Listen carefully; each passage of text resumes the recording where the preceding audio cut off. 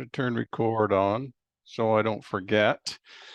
I'm a little disappointed in the clothes. You are a fashion magnet. I mean, it's black today. What's up? I'm always black. But you wanna see my shoes? Oh, there we go. There, now I feel better. I know you have like hundreds of shoes. That's Yes, I love instead the library that you have behind yourself. You can see that is a real one. And yeah. what are those antique books, or they look antique? Some of the classics, the Count of Monte Cristo and things like that. It's just a set that I picked up. Yeah.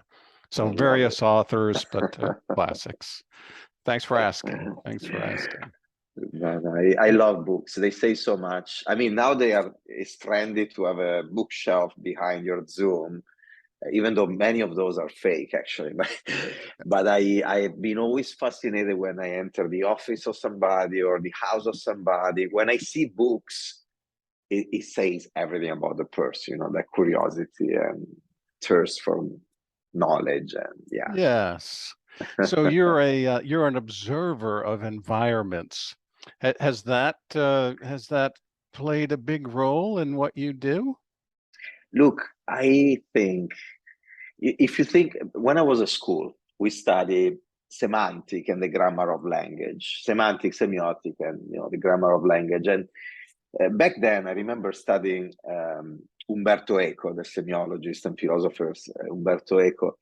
He used to talk about the way you design a communication. There is a sender, there is a message, there is a receiver, there is a code, a media, a context, and noises. And that became somehow the way I decodify everything I do in life, from the way I communicate as a person within a business environment, even outside of the company and the business world, the way we build brands, we create products. So to answer your question, when we communicate, first of all, obviously, we need to understand who we're communicating to, the audience. We need to understand what is the message. And the message, in my case, is my vision of the world and what I think is important. And usually, over the years, identified a few key themes that I consistently repeat and reinforce and push in everything I do.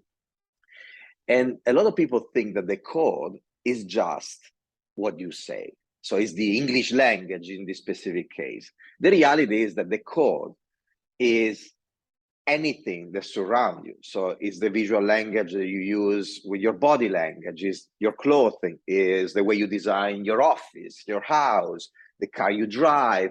Any single visual element that surrounds you has a role, most of the time implicit, not obvious, in the creation of meaning.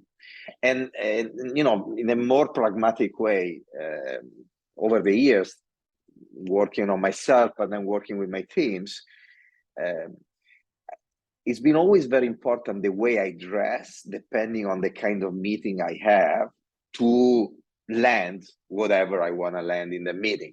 If I am in front of the executive team of the company and I'm there asking millions of dollars of investment, probably I'm going to go with a jacket, dress in a formal way, but I will still have my crazy shoes. And somehow, the semiotic of the clothing is delivering two messages. On one side is I'm dressed somehow like you. I'm not here with a t-shirt. I'm part of your business community.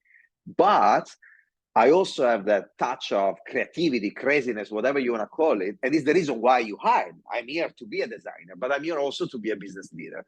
So intuitively, I'm communicating them, that kind of message, while I am using the verbal message to while I'm delivering a specific verbal message in the meantime. And the colors of my jackets are going to be, eventually dark or more serious.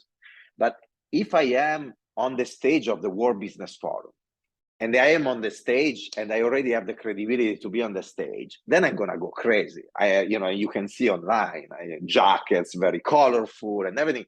Because in that case, I want to surprise them. I want to wow them. I want to shock the system. I'm not asking them anything. I'm delivering a message. And so, yes, even the design of the office. I remember in 3M, when I joined 3M, one of the first things I wanted to do was redesign the office. At the beginning, I didn't have any budget. I was a young, design manager. And so we started to redesign an area where there were 3 or 4 desks of the designers. Then became a room, and then became a design center. When I moved to Minnesota, we designed the design center. We created a design center in the company, and the power of this design center to build the capability, but mostly to build the right creative culture in the company has been incredible for multiple reasons. First, because right away you're making a statement about the fact that the company is serious about the capability. It's not a game, but why? Because people see something concrete, tangible, permanent is going to stay. They're like, okay, it's not just, the trend of the moment. But mostly, when you were entering the space, you were just breathing creativity. I didn't need to even talk. People were like, wait a second, here there is people that are really doing something interesting. At the point that literally in few weeks, the sales organization of 3M started to use the space for sales pitch. They would have Target and Walmart and all the customers all the time there. And still today, now in PepsiCo, we have this design center, and I'm talking with you from the design center in Manhattan. We have so many teams that bring in customers, and we have customers meeting here because you enter this space, are like, wow, PepsiCo has a different perspective of branding and innovation. And actually, in 1 hour, when I finish this conversation with you, we have a full team from Walmart that is here and spending the entire day with us, and we're sharing with them not just design, but there are other functions here. We're telling them the story of what we do in PepsiCo. Do you have to have a big personality to be a great innovator? I love this question. I think you need to have an original point of view on life. And the personality is important because once you have that original point of view and perspective on life, to move things, you need to take others with you. That others could be the teams that you need to make things happen. It could be the investors, the shareholders, your boss, your company. And because innovation is not just invention, often people confuse innovation with the idea, with the invention. The invention is the starting point. You can call it concept, idea, invention, whatever you want to call it. But then innovation is when you take that through all the complexities of the ecosystem, of the company, of society, all the way to market. You are successful in market. So to make this happen, you need also that personality or that ability to tell stories and inspire people and have people following you. Now, it doesn't mean if you are the leader of a company, a CEO or an innovation leader, that you need to have it all in yourself. It would be great, but it doesn't. If you are an incredible thinker and you really have the right ideas, well, surround yourself with people that complement your qualities, that help you eventually play in that kind of role. In the composition of my teams over the years, I had great innovators, and great inventors, but they were finding a hard time to communicate with the right language what they were inventing and understanding to the rest of the organization. And so I hired other people that were better storytellers, that were complementary to these people. And then my role is to make sure that they work well together. That's not easy. No, as it's well. not easy. And I was curious about, a big personality. Sometimes big personality leaders overwhelm the team, and the team kind of, how does one really bring out the best when they have such an effervescent, energetic personality? How do you bring out the best in others? Look, it's interesting you're saying this. We just recently did this DISC, DISC, analysis. And a lot of people were surprised that essentially, in my case, I was toning down essentially my personality and my, and the reason is exactly the one that you're hinting to right now. I want to make sure that people in my organization can express themselves and are empowered to drive things. And so I think there are multiple things that as leaders we need to do. First of all, make sure that you surround yourself with people that have strong personalities that can somehow challenge you and can be empowered to lead things, even if you're not in the room, even if you're not there. Because if you don't, and many people unfortunately don't, you have limited bandwidth. So essentially, you are constraining your own potential by not surrounding yourself with this kind of people. And when people don't do that, is because they may have apparently strong personalities, but they lack confidence and they don't want to have people, threatening their positions. So on one side, making sure you have the right people around you. Then it's all about empowering them and making sure, reminding this to them all the time, and creating the right environment, the right culture, the right conditions for people to challenge you back respectfully, because that's another risk, in my life, because people that work with me know that I love to be challenged back and everything. After years, maybe, some individuals start to behave in ways that are not conducive to a healthy collective collaboration and teamwork and everything. So, the way is very, very important, but challenging back and pushing back, and it's so important.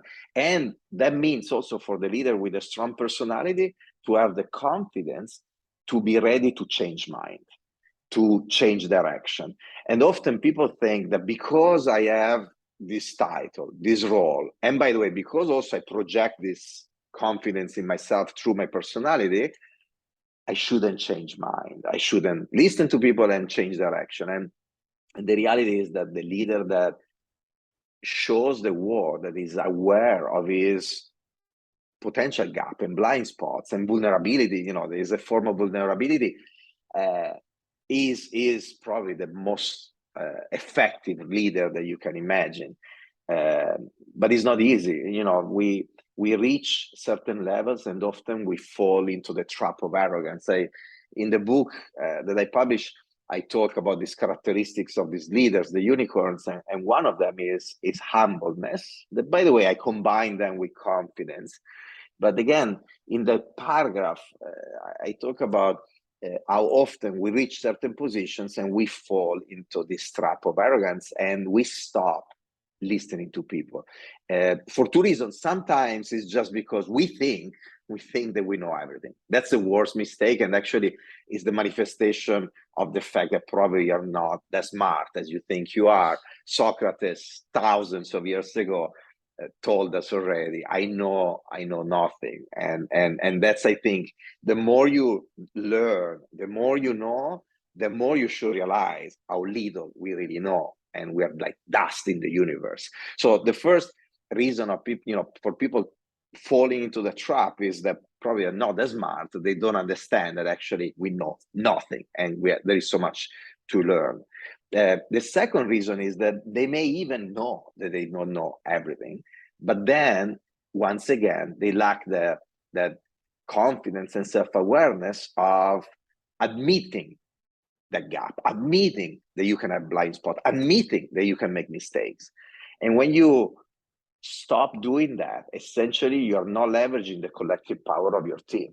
And as a company level, a company should build a culture where people can make mistakes, can feel comfortable about their blind spots and their missteps, simply because essentially you're amplifying the superpower of each individual by enabling them to help each other. And often this doesn't happen either. So you wanted to be an artist and a writer when you were young, and your parents talked to you about, it's pretty hard to make a living that way, and they're being very pragmatic, and they're being, thinking of your best interest. And so you headed off in an architectural sort of direction, which, by the way, I think, it is so connected to culture and design, because you can't overcome architecture. If you walk into a cathedral, you lower your voice. You know what I mean? It's like architecture has such a power over us. So you headed off into architecture. I have a couple of questions about this. One is, if you had children and they're ready to go off to college and they said, I want to be a painter, would you say, you should probably get an education in something that's useful, or say, no, go? What would you do? Well, I mean, a couple of answers to this. First of all, my parents, they were there advising me, but they never forced me to do anything. That was beautiful from them, and I will be always grateful to them, because I respected them so much, because I realized there were things that they knew that eventually were not totally clear to me. Because anyway, the fact that I needed to get out of a school and get money and income, because else we didn't have the money to go on, was clear also to me.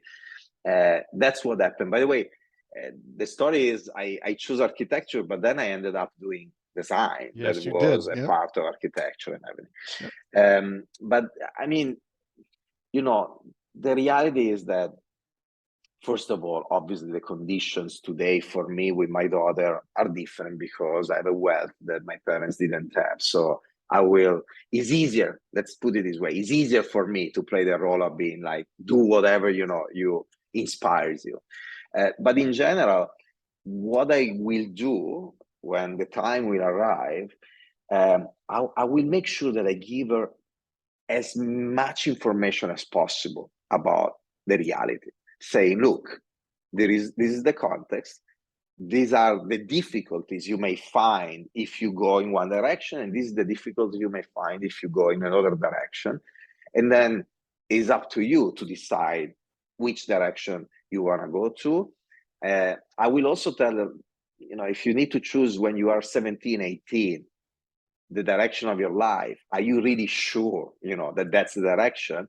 I think one of the best advice that my parents gave me when I was younger was, do not trap yourself in a specialization right away. Like, I was 14 and I wanted to study art. There was the Artistic Lyceum in Italy. And they told me, look, do liceo, either scientific or humanistic. They were the two generic ones.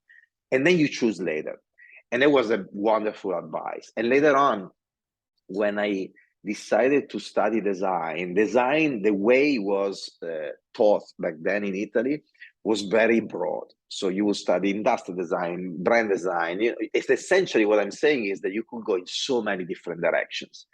So one advice that I will give my daughter is, understand what you love today and go after that, but keep doors open, because you may eventually understand later on in your life that you want to go in different directions. So try to prepare the foundation that are made of culture, knowledge, values, and ability to keep learning, so that preparing your mind to keep learning for the rest of your life. In the book, I talk about being students of life, students for life, looking at everything in our journey as an opportunity to learn. Any encounter, every project, any trip, any book that we read, anything is an opportunity to learn something. So that's what I will tell her. Then we may talk in 20 years time, and let's see exactly what is going to happen, if I'm really telling her this or if I change mine. She's 5 months old right now. Yeah. Well, we seldom end up where we start heading toward. The destination seems to always change. So I'm curious about the human side of innovation, and the role of love in this. So it just doesn't sound corporate. It doesn't sound businessy. It doesn't sound, first of all, you just don't use the love word in this arena. So I'm curious about what is so important about the human side of innovation? Look, there are two dimensions to this human centricity, to this human side. The first one is all about the way we conduct business today. While in the past, or actually many realities, even still today, obviously, there is and there was so much focus on the financial goals. And from a strategic standpoint, you look at numbers first. You're like, okay, this market has this size, and I'm gonna gain market share by doing this or that, or I'm gonna, enter other categories to grow the market and grow the financial potential and opportunity for my business. And so you are driven by that. You are driven eventually by technology, and now you can advance technology to build barrier to entry through your patent and make sure that you are competitive and successful once again from a financial standpoint in a way. So these companies are run in that way. They are run with this idea that I need to grow the business. And then I see the product and the experiences with the product as a lever, one of many levers. So I may even end up having a mediocre product, but having been great at leveraging the other levers, pricing, communication and promotion, distribution, and I can win in market. So if I'm a business leader in these companies, I may have a stellar career growing the business in a phenomenal way with very average products that are not really serving in the right way the people out there and the society out there. In the design world, they teach you something completely different. When you go to design school, they teach you first to observe people and understand their needs and wants and create something extraordinary for them. Then they tell you, by the way, you need to make money, with that for you and for your company. And for many designers, especially at the beginning, money is a necessary evil. Like, okay, we need to also do that. But it would be wonderful a world where I can just design the best products for them and create something extraordinary. If you enter a company and you design products that are mediocre, that are average, even if the company is very successful, you go nowhere as a designer. You are as mediocre as your products. So this is interesting because for many, many years, this kind of mindset that, again, I learned in design school, but doesn't need to be exclusive to the design world. This kind of mindset was not something the companies of any kind love too much. For a reason, they didn't want to have people in-house reminding everybody all the time that we could do more, we could create better products. We were like, I don't give a heck. I can extract as much financial value out of the products I have today. I don't care about, if they're successful in market, if everybody buys them, why do I need to do better? But the world today is completely different. And essentially today, anybody out there can come up with an idea, get access to funding in a much easier way than in the past through the proliferation of investment funds hunting for the next idea, for the next startup, through sites like Kickstarter.com as an example for crowdfunding. And in general, there is this culture. You get out of school, 40 years ago, you wanted to work for an amazing company or agency in our world. You go out of school today, that most of the people want to build an amazing company or agency, their startup. So it's a different kind of culture. So thinking of a startup is more plausible. The cost of manufacturing that idea is going down, driven by globalization and new technologies. You can go straight to to the people you want to serve through the digital platforms to sell them stuff through e-commerce and build your ecosystem of communication through social media. So essentially, these were the areas where the big companies in the past were building their barriers to entry, made of scale of production, distribution, and communication. Today, you have this proliferation of new products and new brands that enter the market and are creating problems of market share, mind share, and love share to these companies and brands. And so the small and the big as well are left with just one option. The first thing that they need to do is to understand the needs and wants of people, but for real this time, not, say, oh yeah, we are consumer centric, and then they were not. this time for real, and they need to do it every single day. You can't afford, it's not about buying a consumer research from an agency, getting it after 3 months, and then figuring out what to do with that. No, this is culture. This is every day, antenna up, and looking at what's going on out there in the world, and innovating all the time, not just in product, but in the way you communicate, you build experiences, in everything you do. And with the people at the center of everything, or translated in other words, you may have a great product, a great brand, and eventually not a great service. The startup will come exactly, great product, great brand, and also a great service. Or maybe your product is not sustainable enough, or your product is not healthy enough. And then in the past, we're like, who cares? Mine is not sustainable. His is not sustainable. Hers is not sustainable. This is the market. You go to Walmart, Target, or Carrefour, that's what you buy.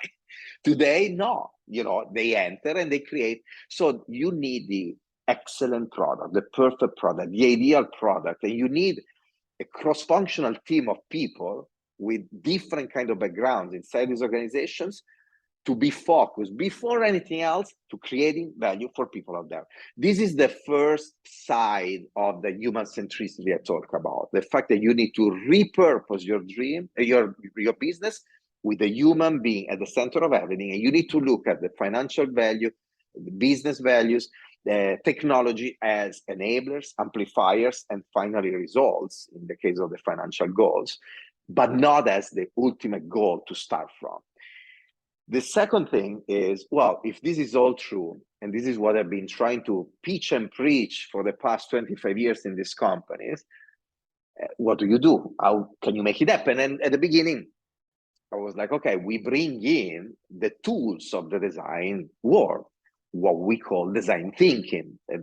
This buzzword, everybody's talking about this now, for years. And so that's what I did at the beginning of this journey. I brought in design thinking, all the tools and methodologies. And that's what I was reading in the books, what they taught me at school, what I was seeing case studies in conferences, the tools, the methodologies, the double diamond. You diverge and then you converge, and you test and you diverge again, you converge. So here I am, I introduce these methodologies, and then I see, first a few projects, then dozens, hundreds, over the years, thousands of projects. Many were succeeding in market and doing phenomena, and many others were failing miserably. So I started to wonder why, from the very beginning. And I was like, oh, maybe I needed better tool. And I started to bring in consultant. And long story short, at a certain point, I realized there was one really element that was making the difference, and was the human element. Essentially, it was the people assigned to those projects. And we're focusing so much on the tools and forgetting to talk about how these people should think, how they should observe reality, how they extract insights from what they observe, how they drive things through the organization, how they're able to bring others with them, what kind of courage. I mean, a series of characteristics that were so important. And this is coming really, this observation and this frustration back then was coming from the practice, the real life in these companies, because a project will fail and everybody will blame the methodology, the tool, or the nobody will talk about was that person, the characteristics of the people involved. Are they really able to observe reality and take the right decisions? Were they courageous enough to push things through the system no matter the resistances? I mean, they were curious enough to get insights that eventually were not obvious. Nobody was talking about this. So over the years, at the beginning, what I did, I created a list of these characteristics and I gave them to my HR team and my recruiters to find people for my team with that kind of mindset. And then over the years, I've been pressure testing those characteristics over thousands and thousands of projects. And then building full awareness in myself about the superpower of these kind of traits and gifts, I started to compare my teams with other teams, eventually, in other functions in the same company or in other companies, and try to understand if these characteristics were helping the team perform in a better way than others. And it became really clear. And to even my surprise, my own surprise, a few years ago, I realized there were certain characteristics that for me were intuitive because it was just the person I was, the education my parents gave me. So I just surrounded myself with this kind of people. And these characteristics like kindness, optimism, a form of humbleness, but combined with confidence. I don't want, so when I say humbleness, people are like, well, you don't look very humble, No, it's different. Is knowing of not knowing, is, understanding the limits and that we, each of us have. All these characteristics were actually making the difference in the teams. So the second, and here I close, the second dimension of this human centricity is all about the people driving innovation. And that's why the subtitle, this is how I call these people, and this is how I synthesize everything. People in love with people. The second set of people in the sentence is, it talks about human centricity in the way you do business. Is the people we serve, what somebody called consumers and customers, but those are words that I particularly dislike. This first set of people is the unicorns, the leaders, the innovators, the entrepreneurs, and the way they think and act. Love was probably, if I needed to synthesize the 24 traits of the unicorns in one word, probably love is the best, because it summarizes and synthesize everything else. Is the passion that you put in what you do, is the love that you have for the people you serve, is the love that you have for the people surrounding you, that you want to bring with you, you want to inspire with you, you want to mentor and grow. It summarizes it all, and is in contrast, and I will close, I swear I will close, with two words that were very trendy in 3M in 2003. At the beginning, I joined the company in 2002. 2003 was the year of customer satisfaction. That's when I started to think, I always loved words, as you said at the beginning, I wanted to be a writer. I love the world of philosophy. So I've been always intrigued by the meaning of words and the power of words. So back then I was thinking, okay, customer satisfaction, what can I do as a designer to help this company in the year of customer satisfaction?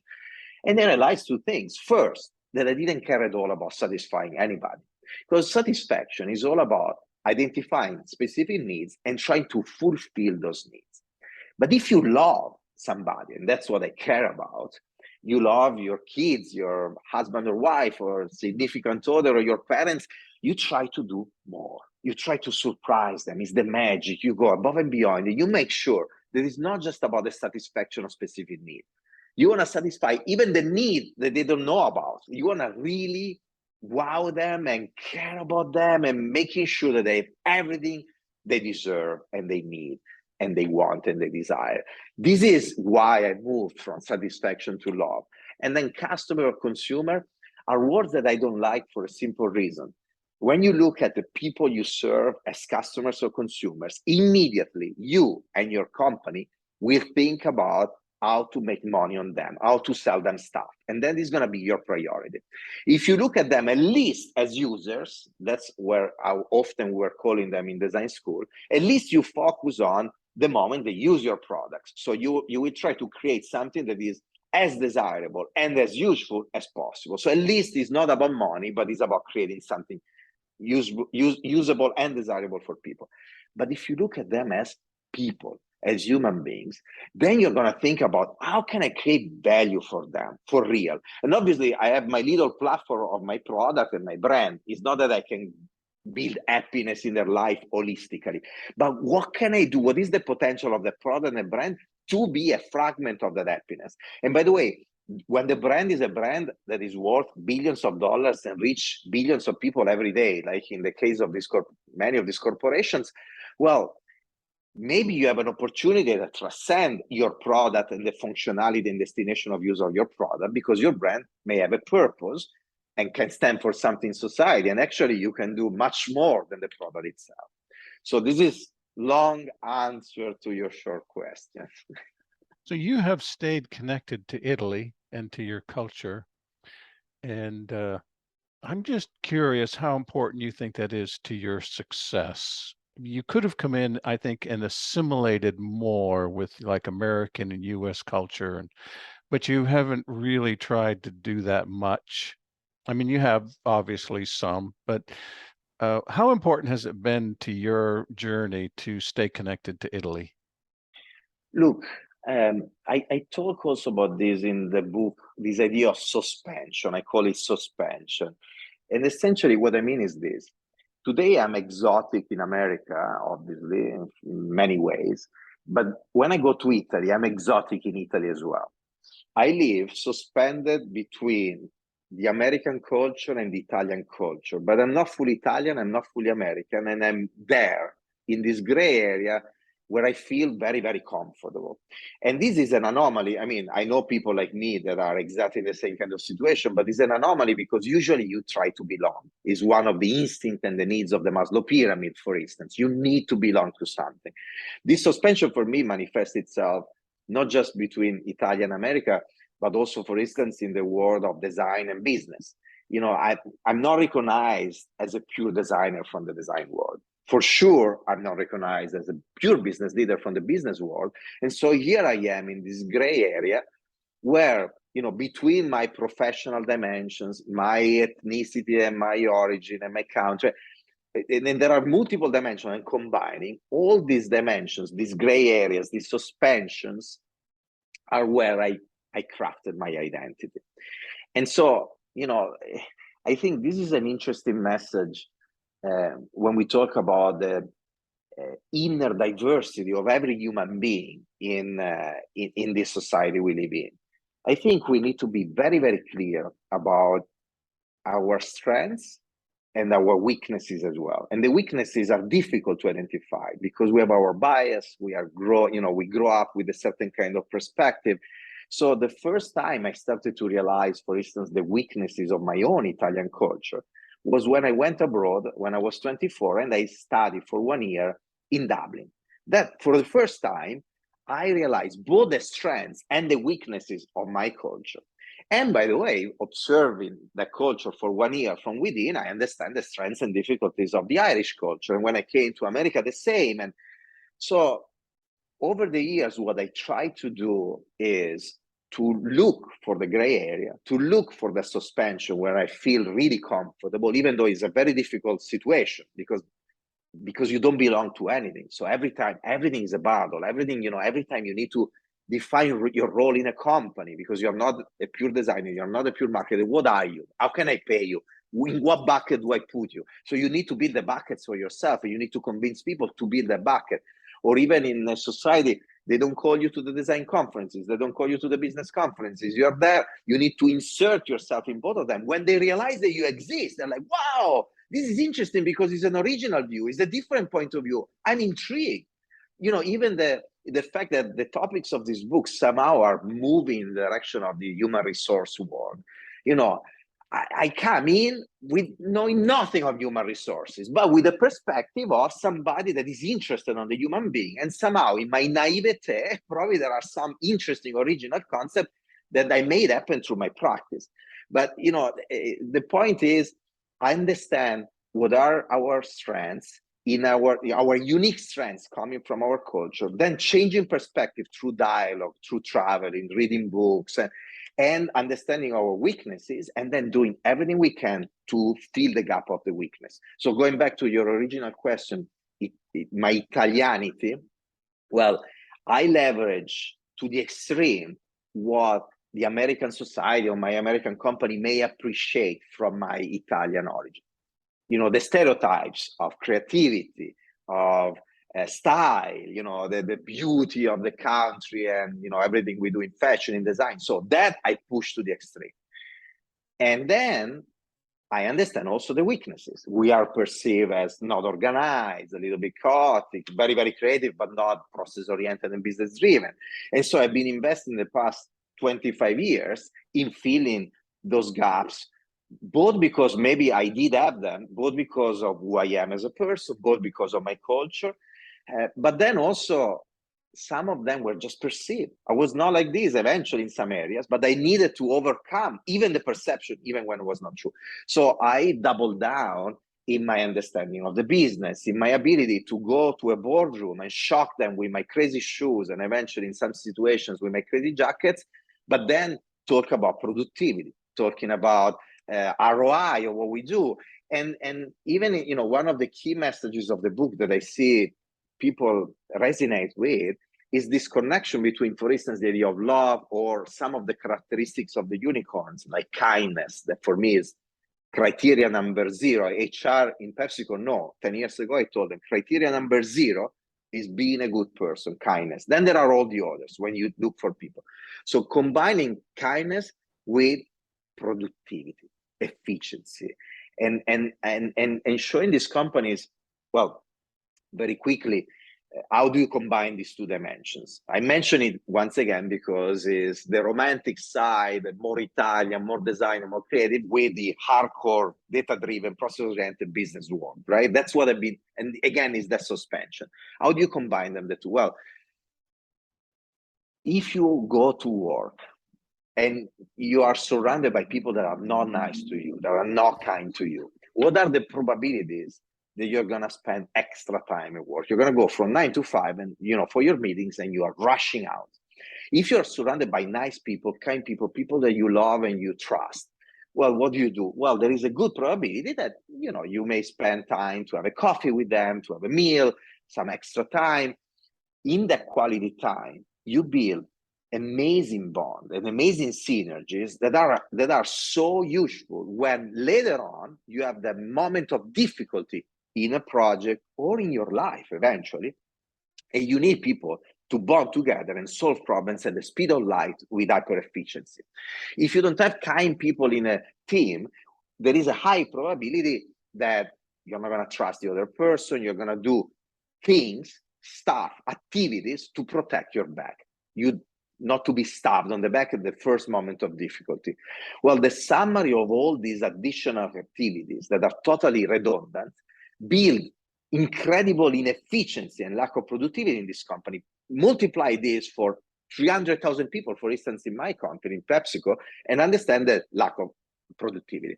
If you have a boss that is not kind, a boss that is tough and you and rude and everything, what are the probability, first of all, that you're going to help this person when this person is going to have blind spots and missteps? And by the way, even if you're so kind that you're going to try to help, no matter if this person is screaming at you, this person probably will not want to be helped. It will. So once again, from a company perspective, do you want teams that don't help each other and don't feel the gaps and the blind spot of each other, or you want people instead totally connected and bonded?